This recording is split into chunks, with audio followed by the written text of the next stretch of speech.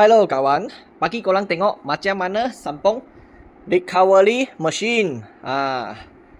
Ini aircon, dia punya pipe, sambung dengan manifold cage.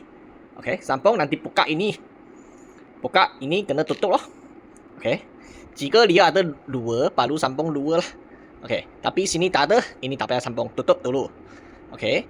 Nanti dia boleh setup masuk manifold cage. Ini pipe di tengah pergi filter dryer untuk bersihkan itu gas lah, tak nak ada kotoran masuk dalam recovery machine. Sudah masuk, ini open, dia boleh tutup, boleh open, ini pusing pergi recovery. Okey, nanti dia setup masuk, dia keluar pergi mana? Pergi sini, semua kena ketat lah. Okey, dia setup sampai belakang, you baru pusing pergi pers. Okey, macam ni.